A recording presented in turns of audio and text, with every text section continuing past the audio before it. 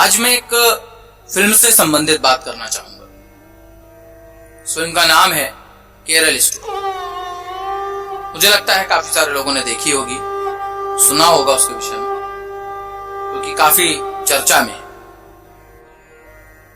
मैं उस फिल्म की सत्यता या असत्यता के विषय में बात नहीं करूंगा। मैं ये नहीं कहूंगा कि उसमें जो दिखाया या बताया गया है वो झूठ है या सच है,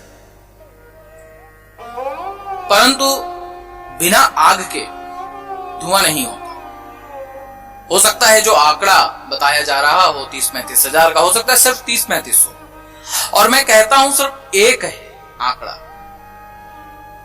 यह मैं एक आम बात कह रहा हूं कि सिर्फ आंकड़ा एक है, तो भी एक भी क्यों है? इसके पीछे कभी आपने विचार किया है? आप हमेशा बोलते हैं कि दूसरे धर्म के लोग अपने धर्म की मीठी और अच्छी बातें करके हमारे धर्म के लोगों को, यानी जो बहु बेटियां हैं, जो नवयुवक लड़के हैं, या और लोगों को जो जीवन में थोड़ा परेशान हैं, उन लोगों को भी आराम से उनका धर्म परिवर्तन करा के अपने धर्म में ले जाते हैं, चाहे वो ईसाई हो, मुस्लिम हो या कोई भी और धर्म। तो हमारे अंदर इतनी कमजोरी क्यों है? हम क्यों इतने कच्चे? हम कच्चे इसलिए हैं कि सबसे पहला प्रारंभ जो हमारे घर से होना चाहिए, परिवार से होना चाहिए, जो माता पिता की जिम्मेदारी होनी चाहिए कि बच्चों को सनातन का सही ज्ञान दे सके, ताकि जब उनके सामने किसी अन्य धर्म का व्यक्ति किसी भी प्रकार का तर्क रखे तो उसके पास उस तर्क का उत्तर होना चाहिए। लेकिन सनातन धर्म के बच्चों को, नवयुवकों को सनातन का संपूर्ण ज्ञान है ही नहीं। और जब उनसे यह कहा जाता है कि शिव पुराण में तो लिखा है कि सृष्टि की रचना शिव करते हैं, विष्णु पुराण में लिखा है कि विष्णु करते हैं, ब्रह्म वैवर्त पुराण में लिखा है कि भगवान श्री कृष्ण करते हैं, तो सब जगह अलग अलग लिखा है, तो इसमें सत्य क्या है? और सनातनी भ्रमित हो जाता है। क्यों? क्योंकि उसको उसका उचित ज्ञान प्राप्त ही नहीं हुआ। और उचित ज्ञान क्यों नहीं प्राप्त हुआ?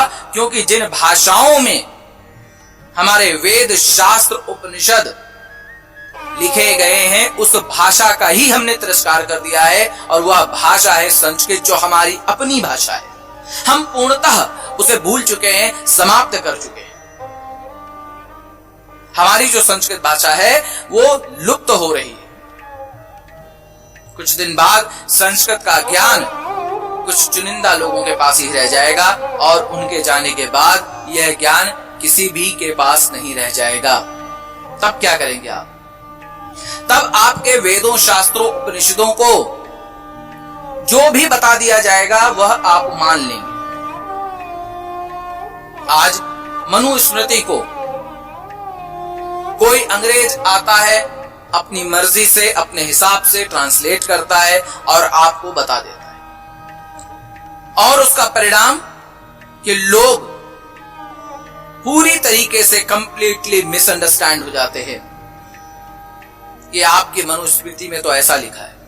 रामचरितमानस को गलत तरीके से आपके सामने प्रस्तुत कर दिया जाता है, लेकिन आपके पास तर्क के लिए उत्तर नहीं है। महाभारत आपके सामने गलत तरीके से रख दी जाती है, आपके पास उत्तर नहीं है।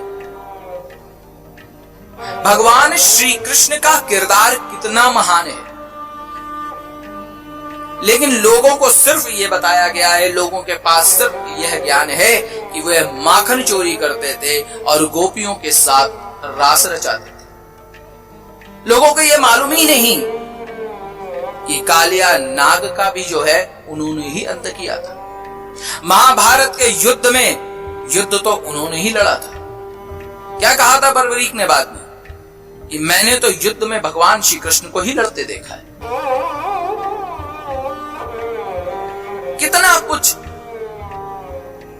भगवान श्री कृष्ण ने किया, राम ने किया, परंतु हमारे पास कम ज्ञान होने की वजह से आज हमारा नवयुवक, आज हमारे घर की लड़कियां दूसरे धर्म में आराम से प्रभावित होकर के चली जाती है।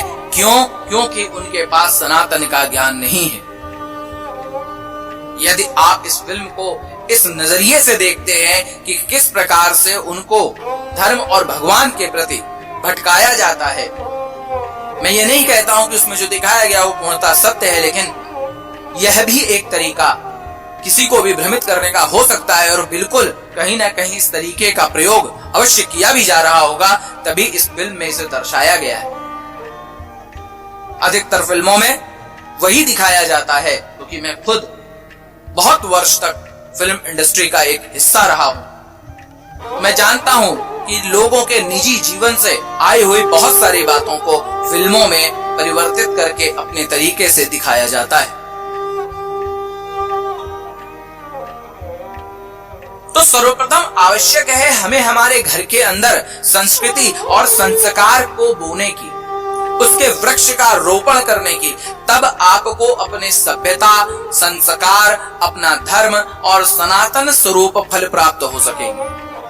तो आज इस स्थान से मैं आप सबसे इस बात का आह्वान करता हूं और निवेदन भी करता हूं कि अपने घर में रामायण, रामचरितमानस, श्रीमद् भागवतम, वेदों, शास्त्रों को पढ़ने का एक सिस्टम बनाइए। समय निकालिए अपने व्यस्ततम शेड्यूल से। जीवन की बहुत सारी चीजें हो जाएंगी। अरे बन जाएगा घर, कमा लेंगे पैसा, कहां लेके जाएंगे इस धन को जब दूसरे देश के लुटेरे या दूसरे जगहों के लुटेरे आकर के आपको लूट के ले जाएंगे, आपके घर के सदस्यों को लूट के ले जाएंगे, आपके धर्म को लूट करके लेके चले जाएंगे। तो आपको आज से ये प्रण करना है कि अपने घर के अंदर एक सनातनी माहौल को जन्म देना है। पूजा पाठ, हवन, यज्ञ,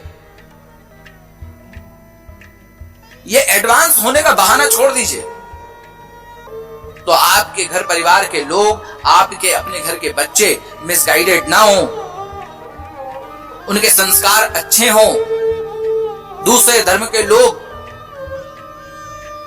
जब अपने धर्म पुस्तकों को पढ़ सकते हैं, क्योंकि उन्हें उसकी भाषा सिखाई जाती है, वो पढ़ सकते हैं, आपसे तर्क कर सकते हैं, आपसे अधिक ज्ञानी है। तो आपको भी अपने ज्ञान को अर्जित करना चाहिए, बढ़ाना चाहिए। घर के अंदर गुरुओं का, संतों का समागम होना चाहिए। आपको उन्हें कभी कभी अपने घर पर बुलाना चाहिए, कभी कभी संतों के घरों पर जाना चाहिए, उनके आश्रमों पर जाना चाहिए, अपने बच्चों को लेकर के जाना चाहिए, ताकि वे वहां जाएं और कुछ अच्छे आचरण सीख सके। उसके बाद कोई भी आकर के आपके बच्चे को मिसगाइड करके कन्वर्ट कर ले तो मैं समझ जाऊंगा। तो सही शिक्षा ना होने के कारण यह है, और इसमें हमारे देश के नेताओं का और हमारे देश की सरकार का भी बहुत बड़ा ड्रॉबैक है कि उन्होंने इस प्रकार की एजुकेशन हमारे देश में नहीं रखी कि जो हमारे देश की बेसिक संस्कृति है, जो हमारे देश के बेसिक, एकदम बेसिक सभ्यता है, जो पहचान है हमारे देश की, उसको ही समाप्त कर दिया। हर देश अपने देश की संस्कृति, पहनावा, अपने देश के जो भी कल्चर है उसको बढ़ावा देता है, बच्चों को सिखाता है उन चीजों के विषय में, लेकिन हमारे देश में उनसे हट के सिखाया जाता है। पाश्चात्य सभ्यताएं सिखाई जाती हैं। हमारे स्कूल में, जिस स्कूल में टाई हो, कोट हो, ऐसा स्कूल पसंद किया जाता है। अगर कोई ऐसा स्कूल हो जिसमें धोती कुर्ता ड्रेस हो, उस स्कूल में कोई अपने बच्चे को नहीं डालेगा। क्यों? क्योंकि वो गंवार हो गया, देहाती हो गया। ये तो सोच है आज हमारी कि हम अपने सभ्यता, अपनी चीजों को इस प्रकार से समझने लगे। तो बहुत आवश्यक है, अभी भी हम जाग सकते हैं और सनातन की रक्षा कर सकते हैं। व्हाट्सएप, फेसबुक, यूट्यूब, ट्विटर पे जाकर के कमेंट करने से, कमेंट पढ़ने से सनातन की रक्षा नहीं हो पाएगी। तो इस बात पर हमें बहुत ध्यान देना चाहिए और इस फिल्म से हमें इस बात की सीख लेनी चाहिए और हमें जागरूक होना चाहिए।